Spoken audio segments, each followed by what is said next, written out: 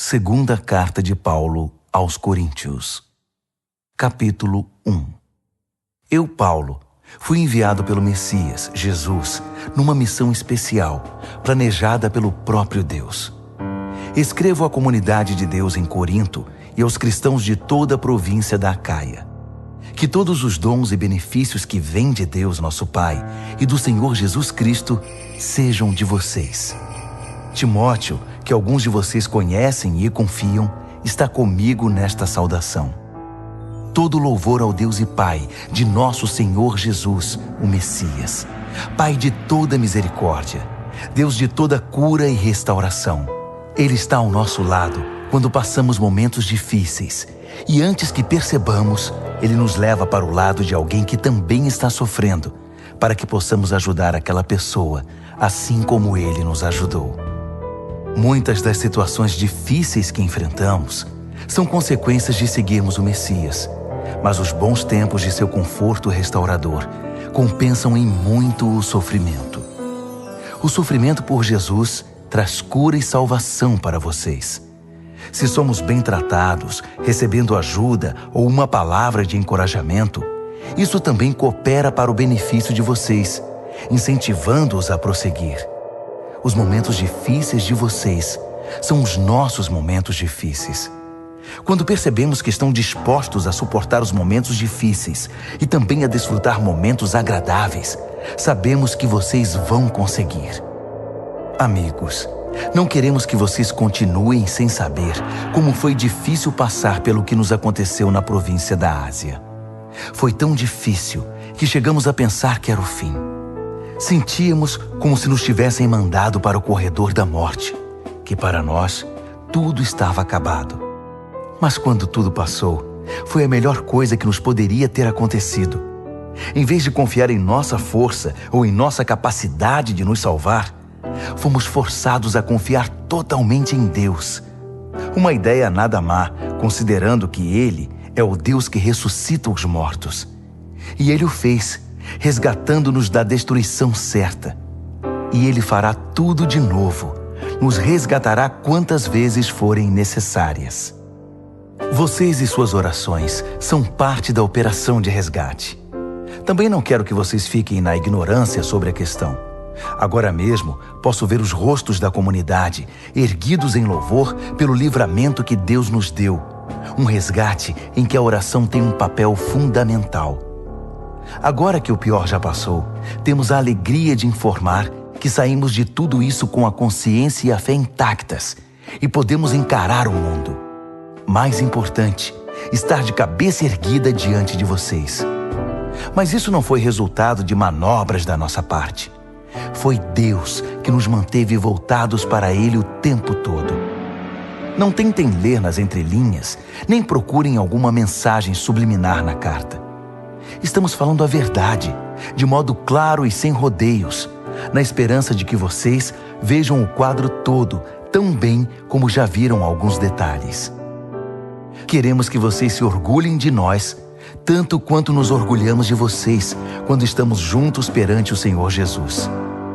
Certo da boa acolhida por parte de vocês, eu havia planejado 2 visitas. Passar aí a caminho da província da Macedônia e outra vez na viagem de retorno. Então, poderíamos fazer uma festa de despedida quando vocês me enviassem para a Judéia. Esse era o plano. Agora vocês me acusam de ser descuidado com minhas promessas porque o plano não se cumpriu? Acham que tenho 2 palavras? Um sim volúvel no momento e um não volúvel no minuto seguinte? Pois bem, vocês estão errados. Tento ser tão verdadeiro com minha palavra quanto Deus é com a dele. Nossa palavra a vocês não foi um sim descuidado, anulado por um não indiferente. Como poderia ser? Quando Silas, Timóteo e eu proclamamos o Filho de Deus entre vocês, vocês tiveram de escolher entre um sim e um não? Por acaso não foi um sim claro e seguro? Seja o que for que Deus prometeu, tem a marca do sim de Jesus. Nele, isso é o que pregamos e oramos, o grande amém, o sim de Deus e também o nosso sim inequívoco. Deus nos afirma, certificando-nos em Cristo, pondo seu sim dentro de nós. Pelo seu Espírito, Ele nos marcou com sua eterna garantia, um início certo para o que Ele está disposto a realizar. Pois bem, vocês estão preparados para saber a verdadeira razão por que não os visitei em Corinto? Tendo Deus por testemunha, o único motivo foi que eu quis poupar vocês da dor. Foi por causa da minha consideração por vocês. Não fui indiferente nem manipulador. Não somos responsáveis pelo modo segundo o qual vocês vivem a fé. Não nos comportamos como inspetores, e sim como companheiros, trabalhando com vocês num ambiente de alegre expectativa. Sei que vocês permanecem firmes por sua própria fé, não pela nossa. Segunda aos Coríntios, capítulo 2. Por causa disso, decidi não fazer outra visita, pois poderia ser dolorosa para vocês e para mim. Se minha presença de algum modo fosse constrangedora para vocês, como poderiam espontaneamente me saudar e animar? Por essa razão escrevi uma carta em vez de ir, para não perder tempo desapontando os amigos que eu esperava que me saudassem. Enquanto escrevo, estou convencido de que foi melhor para mim e para vocês. O tempo passava e já foi doloroso demais escrever a carta. O pergaminho tinha mais lágrimas que tinta. Mas não escrevi para causar sofrimento, e sim para que vocês soubessem quanto me preocupo. De fato, era mais que preocupação. Foi para mostrar quanto amo vocês. Agora, com respeito àquele que começou tudo isso e provocou toda essa dor, quero que saibam que, na ocasião, não fui o único ofendido, mas também todos vocês, com algumas exceções. Assim, não quero, estando aí, mostrar-me muito severo. O que a maioria de vocês concordarem como disciplina é suficiente. É hora de perdoar esse homem e ajudá-lo a se erguer. Se vocês aumentarem o sentimento de culpa dele, ele acabará se afogando nessa culpa. Meu conselho agora é derramar amor. O propósito da minha carta não é exigir a punição do ofensor, mas levar vocês a se responsabilizarem pela saúde da igreja. Se vocês o perdoarem, eu também o perdoo. Não pensem que estou levando uma lista de ressentimentos pessoais. O fato é que estou me juntando ao ato de perdão de vocês, assim como Cristo faz conosco. Afinal, não queremos inconscientemente dar a Satanás uma abertura para causar mais dano. Estamos muito bem atentos para os seus caminhos dissimulados. Quando cheguei a Troade para proclamar a mensagem do Messias, senti plena abertura. Deus havia escancarado a porta, mas Tito não estava esperando por mim com notícias sobre vocês, por isso não consegui relaxar. Preocupado, fui para Macedônia à procura de Tito e de alguma notícia que me tranquilizasse a respeito de vocês. E consegui, graças a Deus. No Messias, em Cristo, Deus nos leva de lugar em lugar num desfile de vitória perpétua. Por meio de nós, Ele traz o conhecimento de Cristo. Aonde quer que vamos, o povo aspira o excelente perfume desse conhecimento. Por causa de Cristo, exalamos uma doce fragrância que sobe até Deus e é reconhecida pelos que trilham o caminho da salvação. Um aroma com agradável cheiro de vida. Mas aqueles que estão no caminho da destruição nos tratam mais como se exalássemos o cheiro desagradável de um cadáver. É uma responsabilidade gigantesca. Quem é capaz de assumi-la?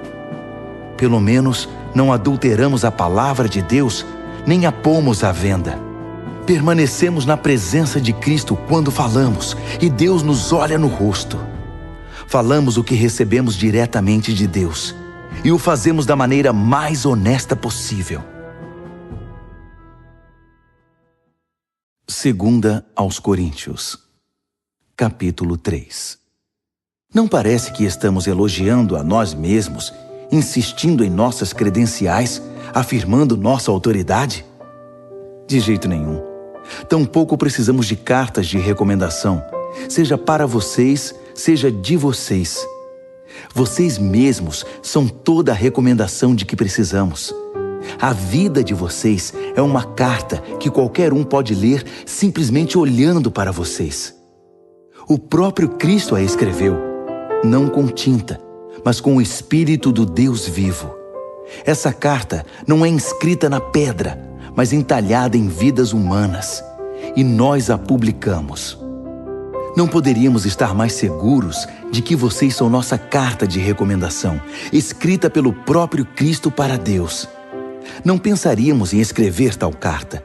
Só Deus pode escrever uma carta assim. Sua carta nos autoriza a levar adiante este novo plano de ação. O plano não foi escrito com tinta sobre papel, com muitas páginas de notas de rodapé, matando o seu espírito. Foi escrito em sintonia. O Espírito com o nosso espírito. A vida de Deus com a nossa vida.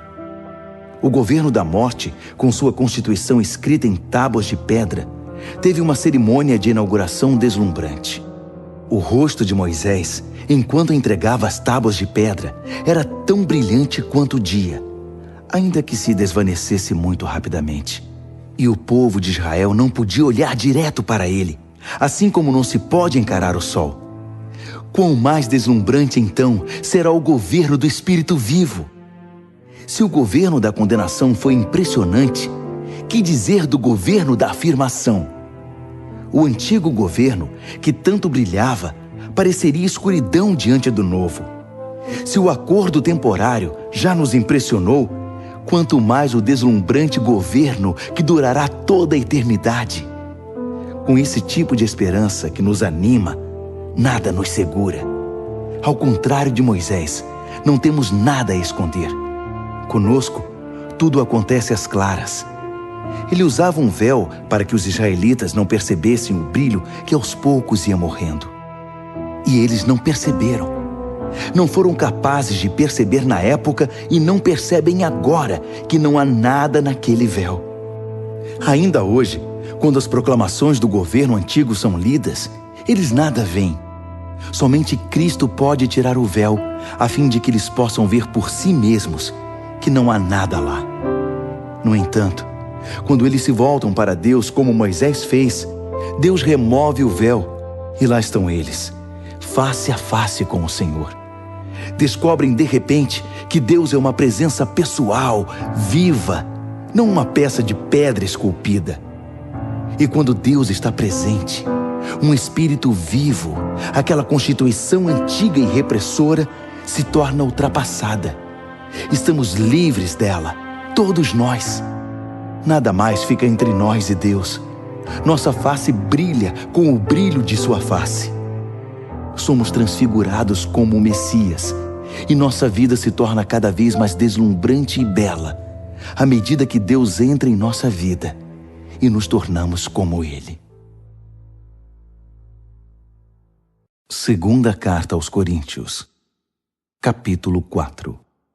Considerando que Deus tão generosamente nos permite participar do que Ele tem feito, não vamos desanimar nem desistir, só porque às vezes enfrentamos tempos difíceis. Nós nos recusamos a usar máscaras e a fingir. Não manipulamos os fatos nos bastidores, nem deturpamos a palavra de Deus em proveito próprio. Pelo contrário, sustentamos tudo o que fazemos e falamos toda a verdade às claras, de modo que quem quiser possa ver e julgar por si mesmo na presença de Deus. Se a mensagem parece obscura para alguns, não é porque a escondemos. Não. É porque eles estão vendo ou buscando o caminho errado e se recusam a dar à mensagem a devida atenção. A única coisa que interessa a eles é o Deus das trevas desta época. Pensam que conseguirão dele o que desejam e que não terão que se preocupar em crer na verdade que não podem ver. Eles estão cegos para a deslumbrante luz da aurora da mensagem que resplandece com Cristo e nos permite ver a melhor imagem de Deus, o que eles jamais conseguirão. Lembrem-se de que a mensagem não é sobre nós mesmos. Nós anunciamos Jesus Cristo, o Senhor. Todos nós somos mensageiros, andarilhos de Jesus por causa de vocês.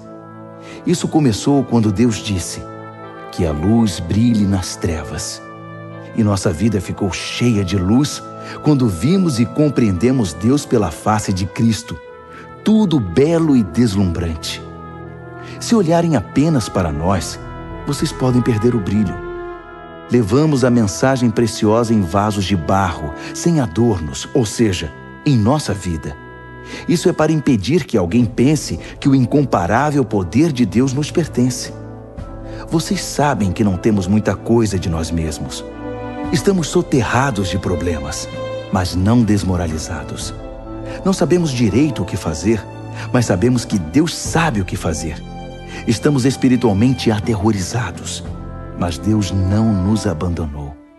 Caímos, mas não estamos derrotados. O que fizeram a Jesus, fizeram a nós. Julgamento, tortura, zombaria e assassinato. Jesus faz em nós o que fez entre eles. Ele vive. Nossa vida está em constante risco por causa de Jesus, o que faz a vida dele mais evidente em nós.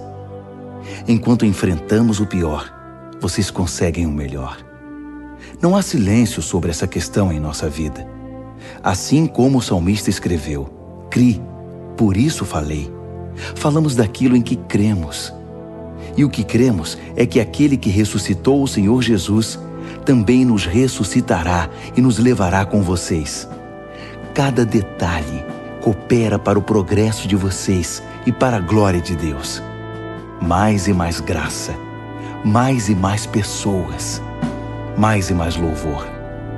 Portanto, não estamos desistindo. Como poderíamos? Ainda que por fora pareça que tudo está se acabando, por dentro, onde Deus está criando uma nova vida, não há um só dia em que sua graça reveladora não se manifeste. Os tempos difíceis nada são comparados com os bons tempos que estão por vir. A celebração sem fim preparada para nós.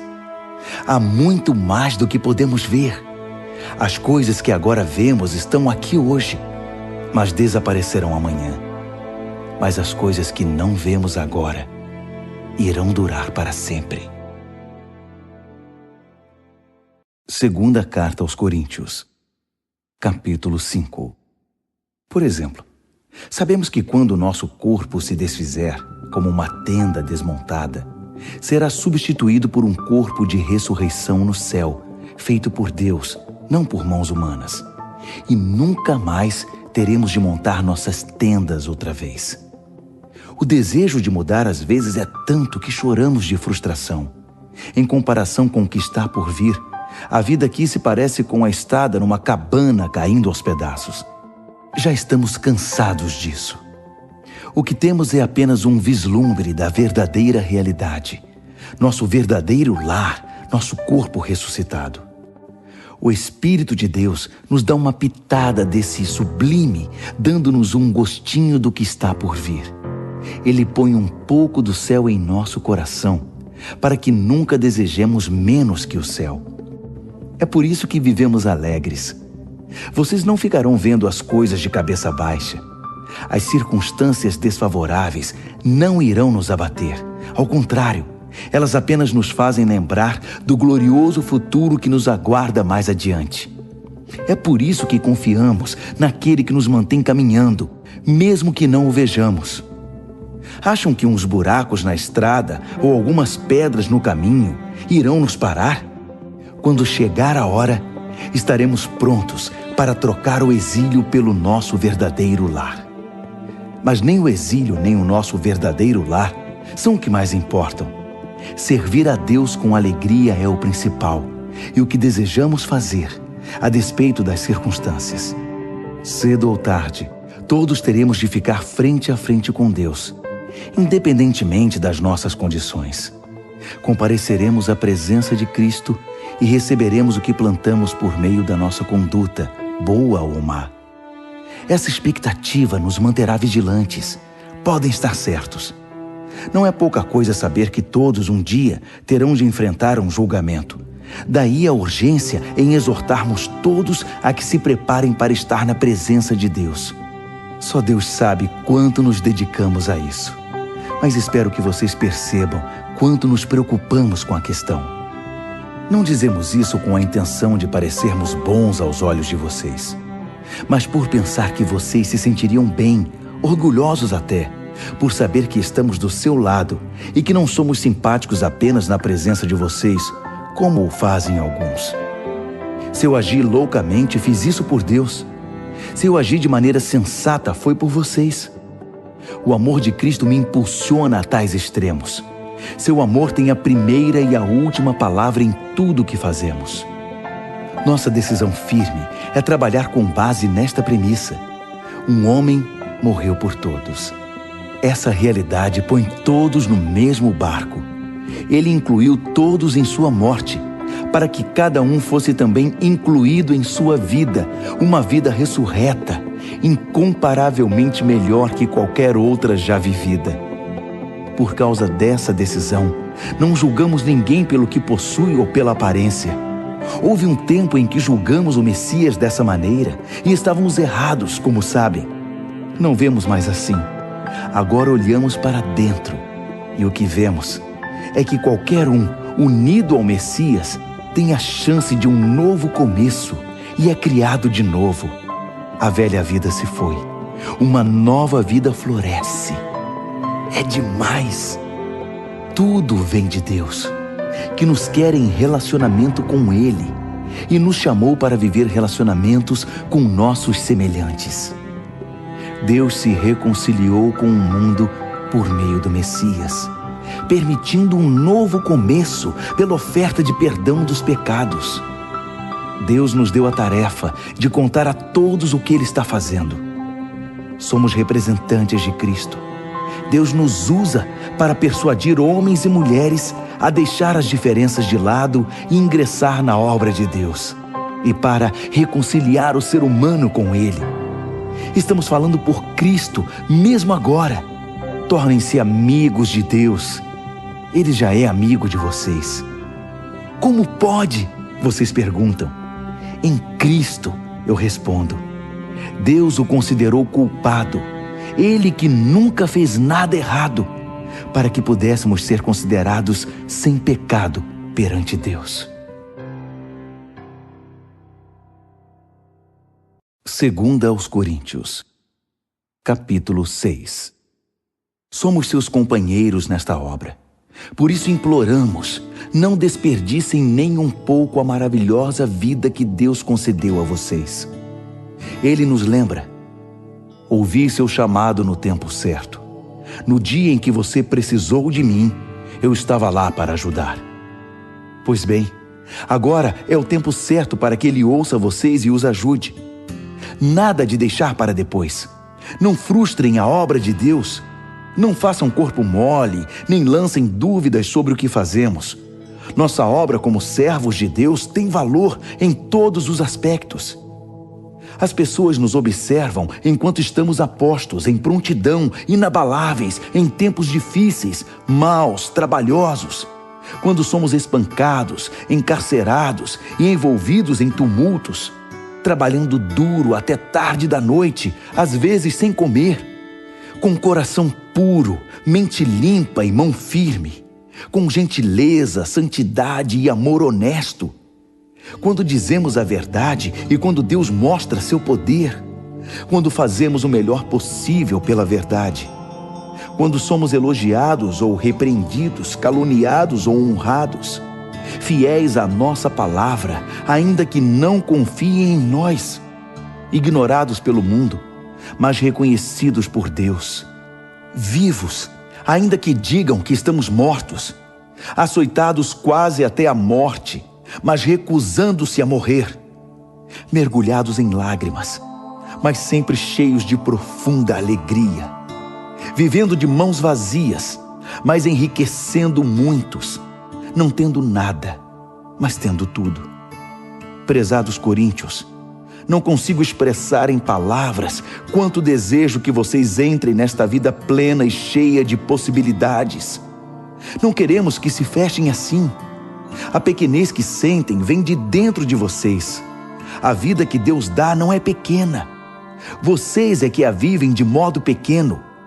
Digo isso com franqueza e com grande afeição. Abram a vida. Comecem a vivê-la plenamente. Não se tornem parceiros dos que rejeitam Deus. Não há como fazer parceria entre o certo e o errado. Não é parceria, é guerra. A luz é amiga das trevas. Cristo passeia com o diabo. A verdade e a mentira andam de mãos dadas. Quem pensaria em pôr ídolos pagãos no templo santo de Deus? Pois é exatamente o que somos. Cada um de nós é um templo e Deus vive em nós. Ele mesmo disse: vou viver neles e neles vou me mover. Vou ser o Deus deles e eles serão o meu povo. Então deixem de lado a corrupção e as parcerias. Deixem tudo de uma vez por todas. Diz Deus: não se associem com os que irão mergulhá-los na sujeira. Quero todos vocês para mim. Serei um pai para vocês, e vocês serão filhos e filhas para mim. Palavra do Senhor Deus. 2 aos Coríntios, capítulo 7. Diante de promessas tão animadoras, queridos amigos, vamos nos livrar de tudo que nos distrai ou contamine, seja por dentro, seja por fora. Que nossa vida esteja em forma e que sejamos templos santos para o culto a Deus. Confiem em nós. Nunca ferimos ninguém, nunca exploramos nem tiramos vantagem de quem quer que seja. Não pensem que procuro culpa em vocês. Já disse que estou com vocês em qualquer circunstância. Na verdade, tenho a maior confiança em vocês.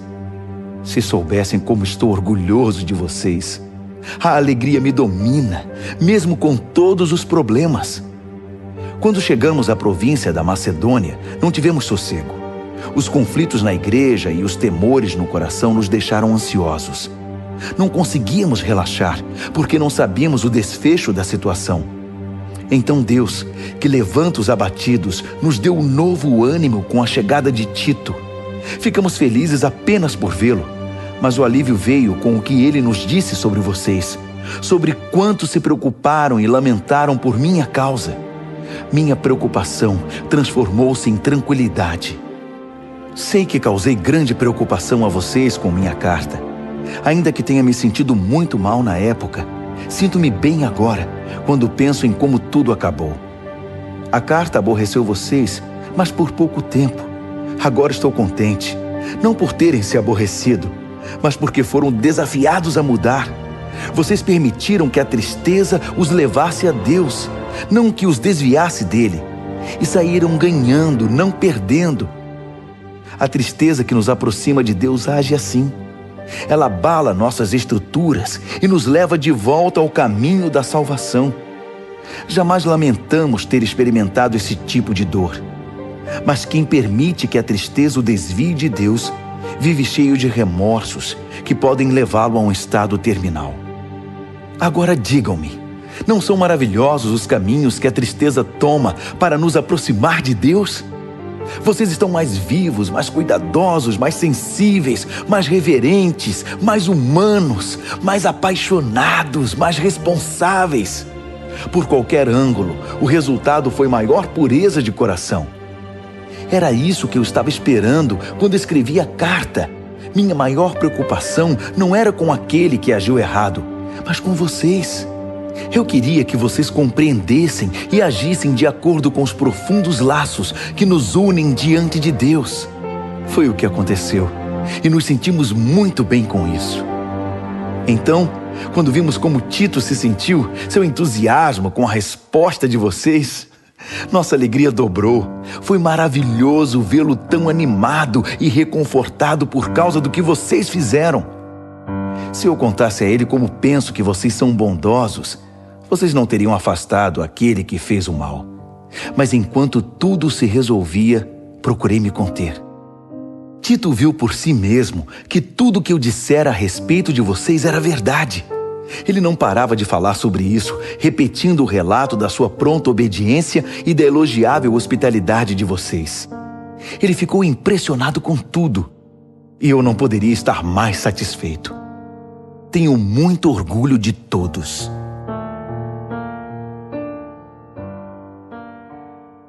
Segunda aos Coríntios, capítulo 8.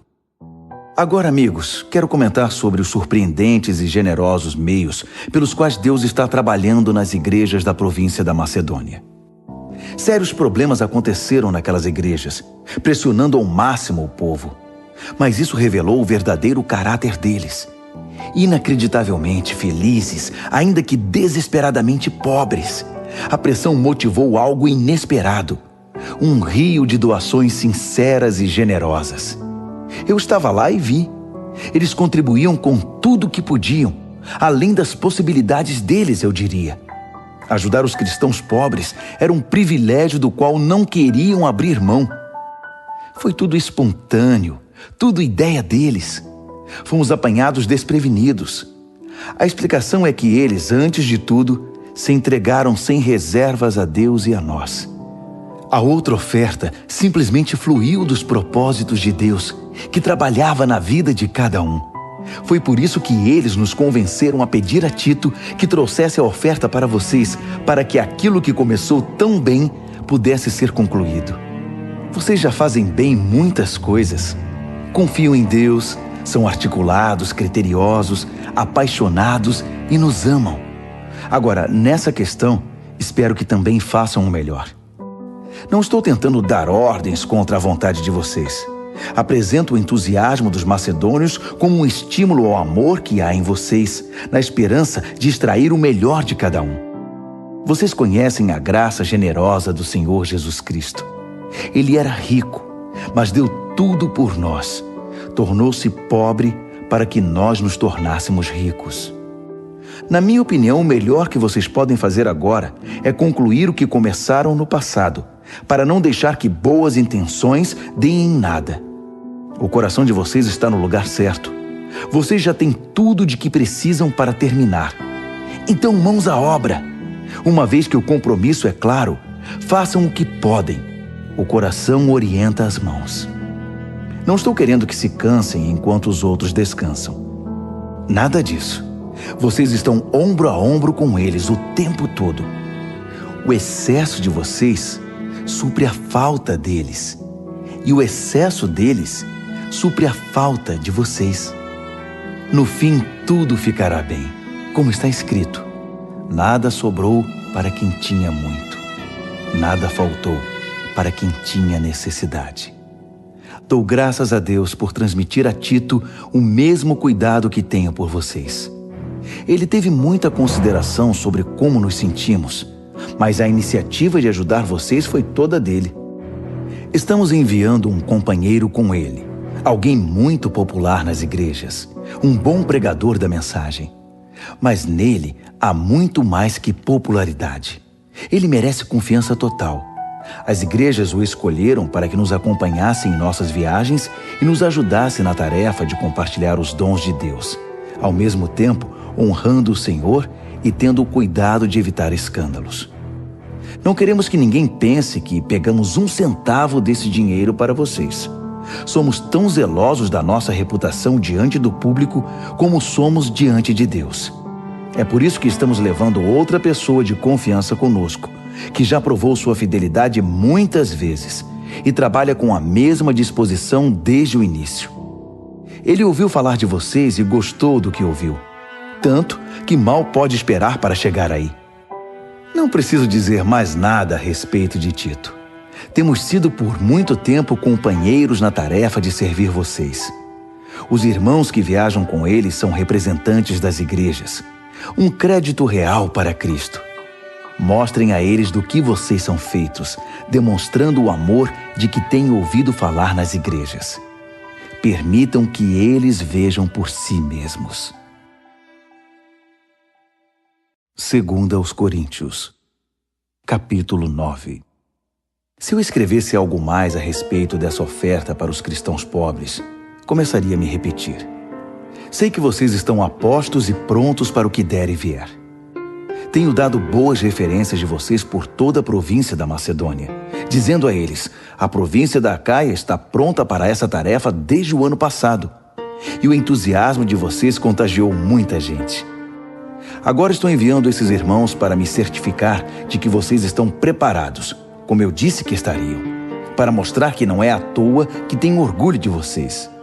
Se eu e os macedônios descobrirmos que vocês não estão preparados, será vergonhoso para todos, para mim e para vocês.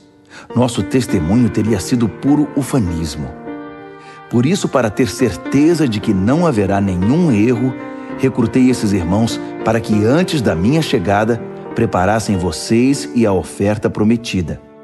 Tirem todo o tempo de que precisarem para que tudo seja feito de modo apropriado. Não quero nada forçado nem correrias de última hora. Lembrem-se de que o lavrador mesquinho só consegue colheita pobre. O lavrador generoso é quem obtém colheitas fartas. Quero que cada um de vocês tenha tempo suficiente para pensar nisso e decidir o que vai ofertar.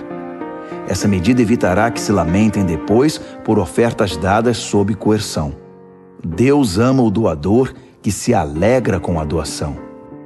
Deus pode derramar bênçãos das maneiras mais surpreendentes.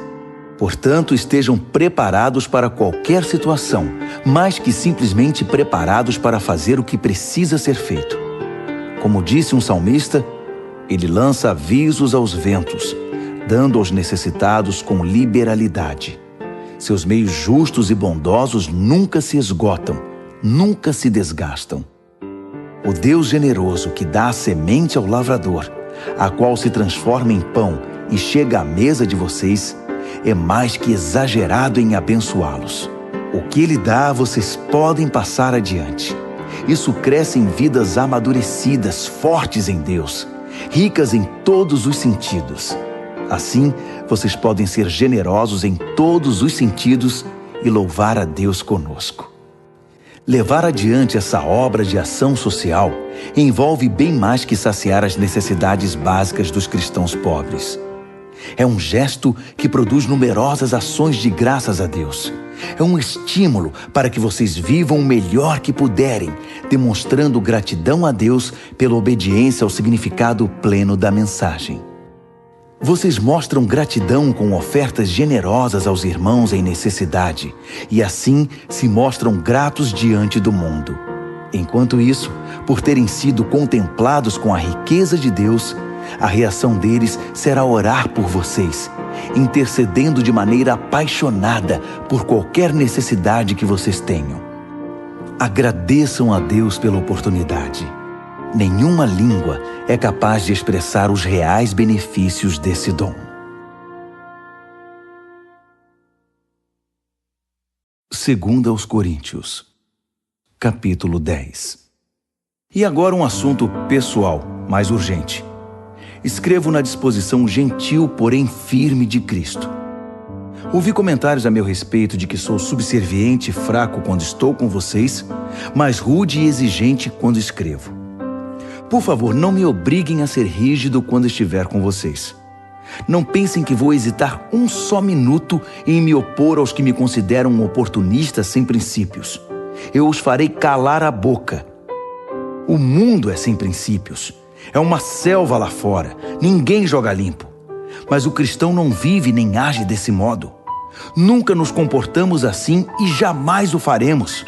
As ferramentas que usamos não são para propaganda ou manipulação, mas para demolir esta cultura dominante e corrupta. Usamos as ferramentas poderosas de Deus para esmagar filosofias pervertidas, derrubar barreiras levantadas contra a verdade de Deus, encaixar todo pensamento livre, toda emoção e todo impulso à estrutura de vida moldada por Cristo. Nossas ferramentas estão preparadas para limpar o terreno e edificar vidas pela obediência rumo à maturidade. Vocês não conseguem ir além do óbvio. Enxergam apenas as árvores, não a floresta. Se procuram um exemplo claro de alguém que está do lado de Cristo, por que me descartar tão rápido? Acreditem, estou absolutamente seguro da minha posição em Cristo. Vocês podem pensar que exagero na autoridade que Ele me deu, mas não estou recuando. Meu compromisso é com o propósito de edificar, não de destruir vocês.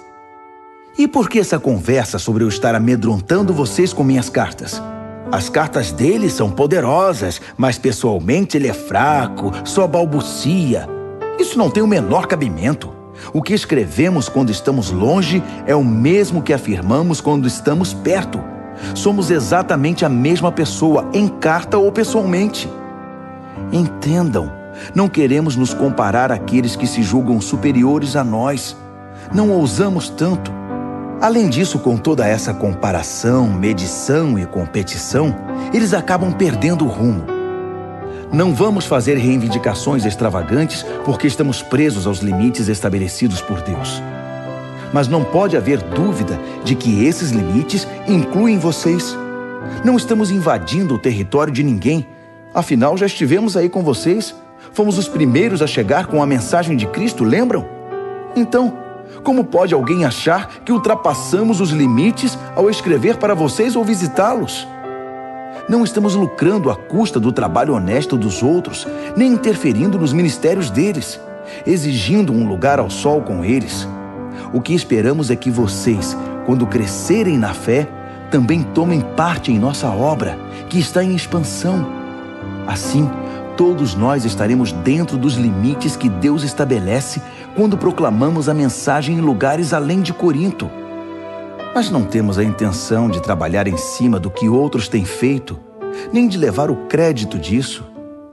Se vocês querem exigir o crédito, que o crédito seja de Deus. O que vocês dizem a respeito de vocês mesmos não significa nada na obra de Deus. É o que Deus diz a respeito de vocês que faz diferença.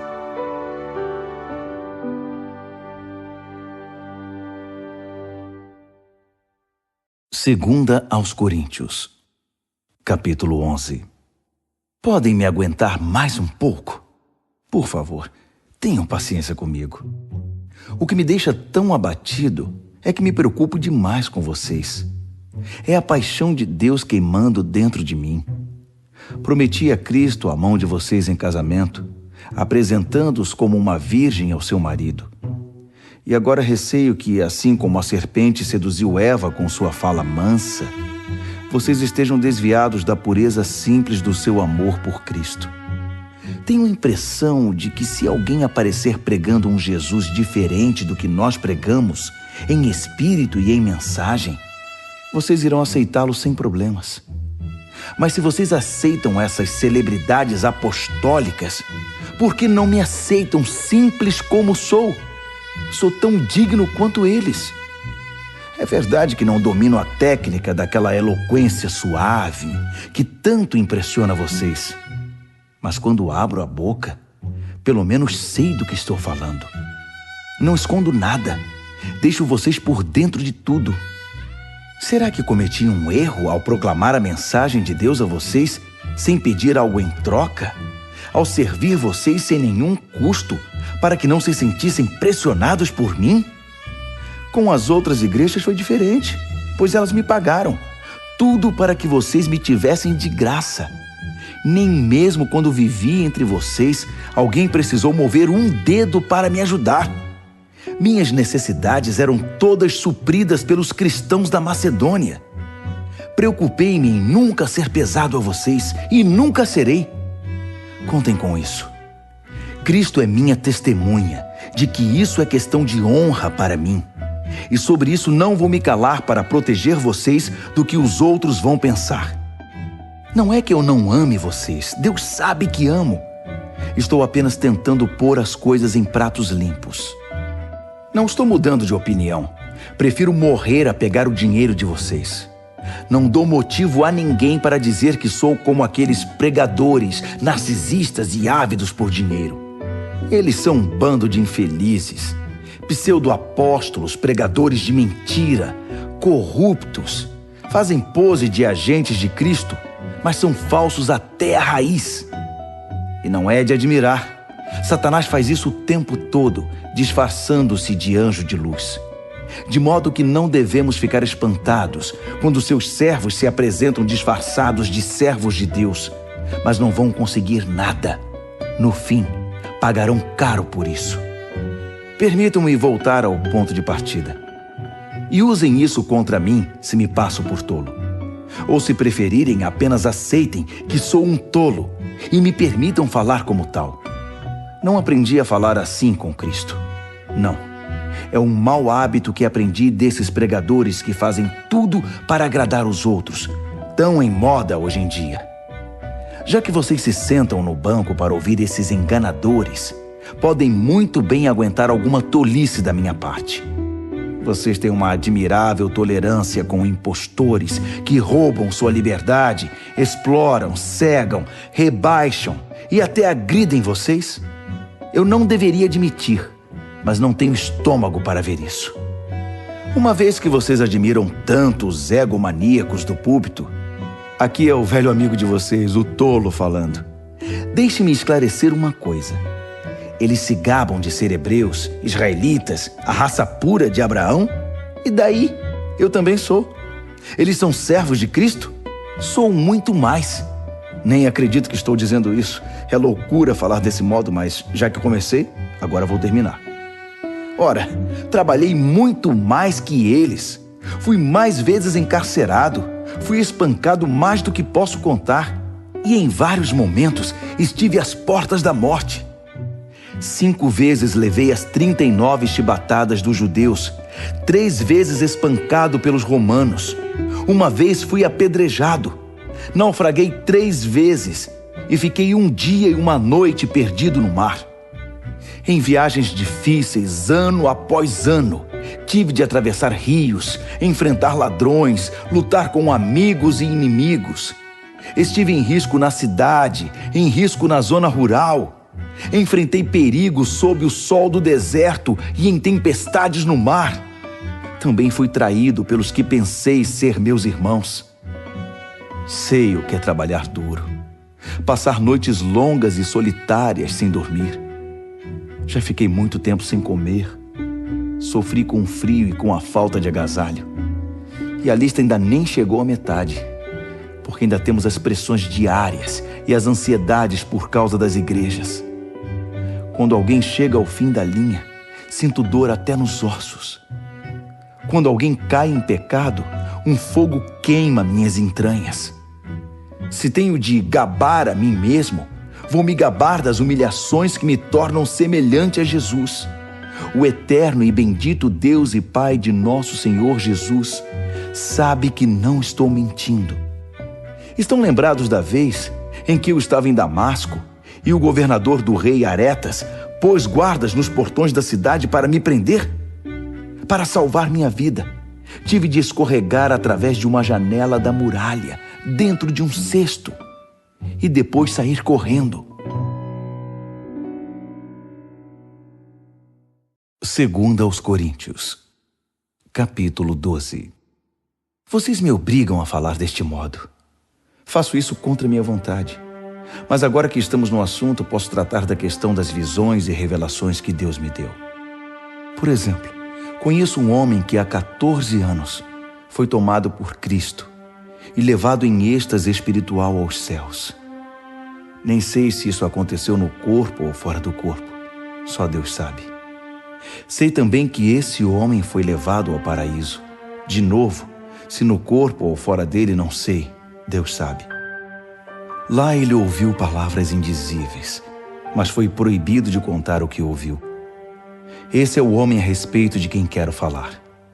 Mas não vou dizer nenhuma palavra a meu respeito, exceto o que foi humilhação.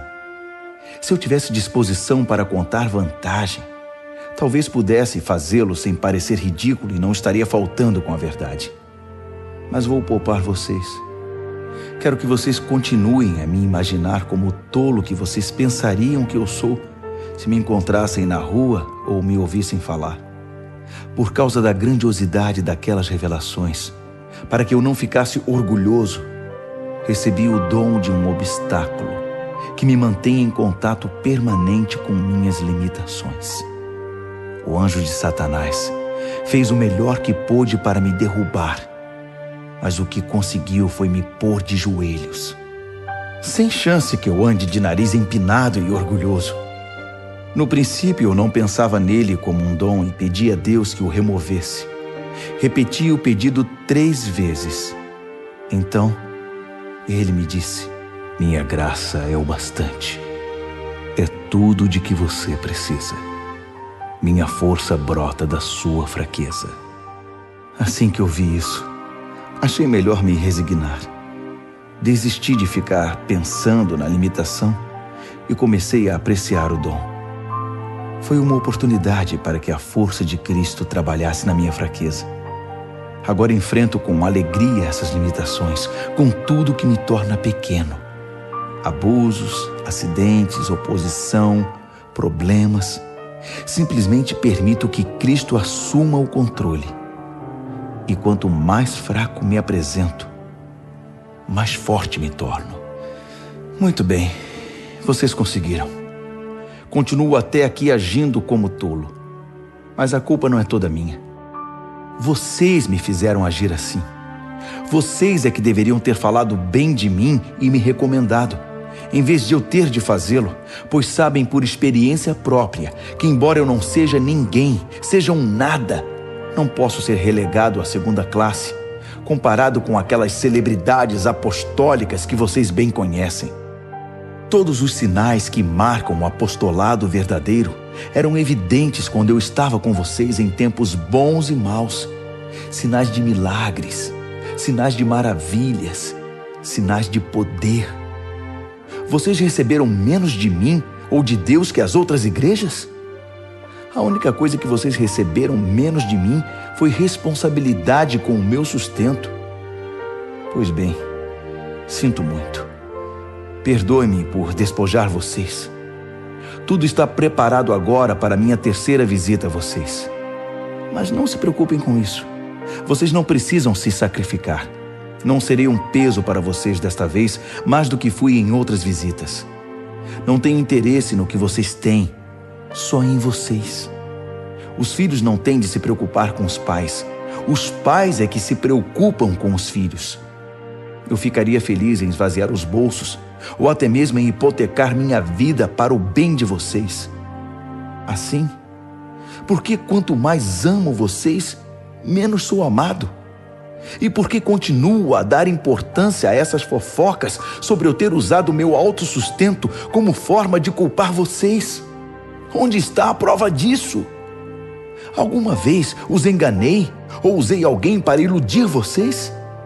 Pedi a Tito que os visitasse e levasse alguns irmãos consigo. Por acaso eles agiram de má fé com vocês? E acima de tudo, não temos sido sempre sinceros e honestos? Não pensem que estou aqui me defendendo perante vocês. Vocês não são júri. Deus revelado em Cristo é o júri, e apresentamos perante Ele nosso caso. E tudo que temos suportado é com a intenção de não ficar no caminho de vocês, nem atrapalhar seu crescimento. Tenho receio, admito, de que quando for me desaponte com vocês e também os desaponte. A frustração mútua deixará tudo em cacos. Brigas, invejas, ânimos exaltados, partidarismo, palavras ofensivas, denúncias, gente nervosa e confusão generalizada. Não espero ser humilhado de novo por Deus quando estiver com vocês, para que não tenha de derramar lágrimas por uma multidão que insiste nos velhos caminhos, pecando cada vez mais e se recusando a abandonar o lamaçal da maldade, do descontrole sexual e da indecência em que está mergulhada. 2 aos Coríntios, capítulo 13. Muito bem, minha terceira visita está chegando. Lembram-se daquele texto das Escrituras? Uma questão é definida com o depoimento de 2 ou 3 testemunhas? Por ocasião da minha segunda visita, avisei aquele grupo que permanece enredado nos velhos pecados que quando eu voltasse, não seria tolerante com eles. Agora, em preparação para a terceira visita, repito a advertência, mesmo estando longe. Se vocês não tiverem mudado de vida até eu chegar aí, cuidado. Vocês que exigiram provas que Cristo fala por meu intermédio, irão receber mais do que pretendiam. Vão receber a plena força de Cristo. Não pensem que não vão. Ele era só fraqueza e humilhação quando foi morto na cruz, mas agora está vivo na poderosa força de Deus. Estávamos desprevenidos quando fomos humilhados entre vocês, mas da próxima vez que nos encontrarmos, estaremos vivos em Cristo e fortalecidos por Deus. Testem-se para saber se estão firmes na fé. Não se enganem, pensando que tudo está garantido. Criem o hábito do autoexame. Vocês precisam de evidências de primeira mão, não apenas de ouvir dizer que Jesus Cristo está em vocês. Façam o teste. Se o resultado não for bom, tomem alguma providência. Espero que o teste não demonstre que falhamos. Mas se for esse o resultado, é preferível que o teste demonstre nossa fraqueza, não a de vocês. Estamos buscando a verdade que faça vitoriosos todos nós. Não poderia ser de outro modo. Reconhecemos nossas limitações, mas também as celebramos e continuamos a celebrar cada vitória, cada triunfo da verdade em vocês. Oramos intensamente para que tudo isso aconteça na vida de vocês. Estou escrevendo assim agora, para que quando eu for, não tenha de tocar mais nesse assunto. A autoridade que o Senhor me deu é para juntar o povo, não para dividi-lo. Espero que tudo se resolva, para eu não precisar perder tempo com repreensões quando estiver aí. É isso, meus amigos. Sejam alegres. Mantenham tudo em boas condições. Sejam animados. Tenham harmonia de pensamento. Sejam agradáveis. Façam tudo isso, e o Deus de amor e paz estará sempre com vocês. Cumprimentem uns aos outros com um abraço santo. Todos os irmãos e irmãs que estão aqui enviam saudações. A maravilhosa graça do Senhor Jesus Cristo, o grande amor de Deus e a amizade profunda do Espírito Santo sejam com todos vocês.